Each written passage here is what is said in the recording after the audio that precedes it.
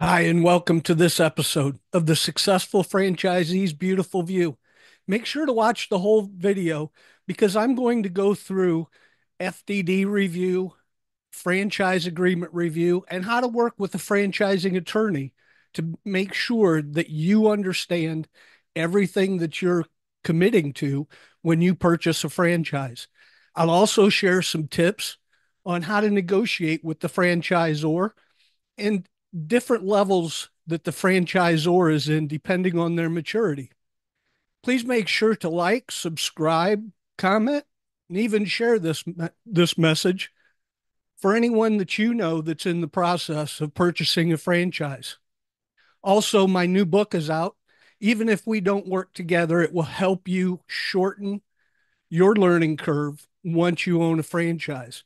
Your guide to 90-day success, the franchisee strategy for early wins. Let's get started.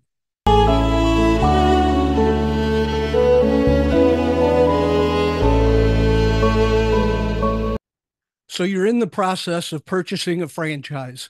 Maybe it's your first, maybe you've done a few here and there, but you've always had difficulty going through the FDD review and exactly what it says and what the franchise agreement is committing you to.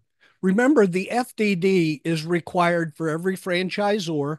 It's a template provided by the Federal Trade Commission that every franchisor has to fill in. So the boilerplate is pretty much, well, it's the same for every franchisor and franchisee. What the franchisor puts in the FDD is completely different. And remember, a franchise agreement is embedded within the FDD, their template for the agreement. So, what you want to do is make sure that you engage with a franchise specific attorney for a couple of reasons. Number one, the franchise attorney already knows what the FDD says, they know what red flags to look out for. Typically, they will charge you a flat fee between anywhere from $1,500 to $2,500 and up. What they will provide you is a written document that shows what your obligations are and your rights and responsibilities are, as well as those of the franchisor. The franchise agreement will also be in there, and they'll be able to go through that with a fine tooth comb and again pick out anything that's a red flag to them in the franchising space. Your franchise attorney is going to be able to help you with negotiating tactics and strategies. And the reason that you want to use a franchise specific attorney is because if you use your favorite business attorney that you've used for years, but they don't have any franchising experience, you're going to be paying a lot more, typically an hourly rate, and you're going to be paying for their education on the FDD review. Now, along with a written report from your franchise attorney, you'll typically also have a one-on-one meeting with them, anywhere from an hour to an hour and a half, where they can explain everything in your terms, in terms that normal folks like us can understand, as well as answer your questions. Now, what they're going to provide you, again, is your list of rights and responsibilities. You don't want to use your franchise attorney to do the negotiating for you with the franchisor. You want to do that yourself. There are three different levels of a franchisor and negotiating the franchise agreement. Number one of those franchisors that are just starting out, they have between 1 and 40 units sold already. So they're still trying to find their traction and find the exact right fit of franchisee for them. They're they're a little bit more willing to negotiate, especially when it comes to your protected territory and exclusivity.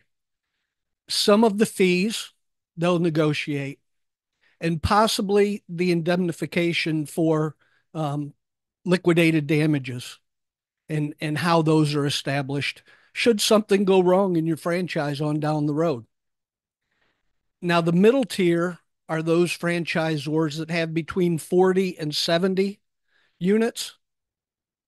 They're going to be a lot less likely to negotiate. However, they'll still talk with you a little bit about your territory size and exclusivity, and also they'll work with you on the fees.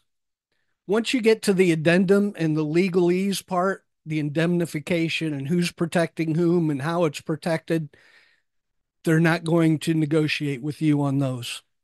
And then you get the mature franchisors that are over 70 units. They've already established who their perfect franchisee is, how to go out and get them because they have 70 units sold already. They're not going to negotiate for a couple of reasons. Number one, they don't want to have different franchise agreements all throughout the country for each different franchisee. Your focus may be different than the person in Ohio, that's different than the person in Tennessee and California. So they're going to stick with a standardized franchise agreement, and it's going to be very difficult, if at all possible, to negotiate anything within that agreement. Your franchise attorney is there simply to help you understand what you're getting into, what your rights and responsibilities are. Now, the other thing to remember too about your franchise disclosure document and the franchise agreement is once you sign that franchise agreement, your business becomes partners with the franchisor.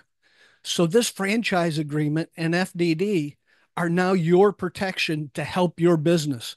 It's your insurance policy to make sure that the franchisor, who's now your business partner, is bringing in a certain type of franchisee.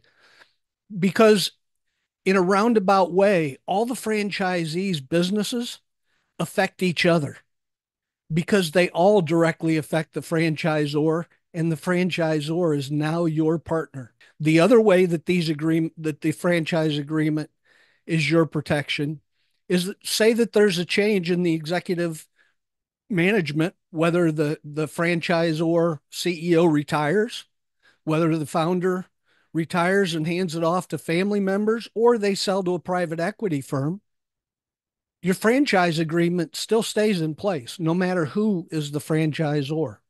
So it's your protection for consistency to make sure that everything goes along as planned while you go down the road. If you have any questions about this video or anything that I've said in the video, please make sure to click the link in the comment section and schedule our conversation together.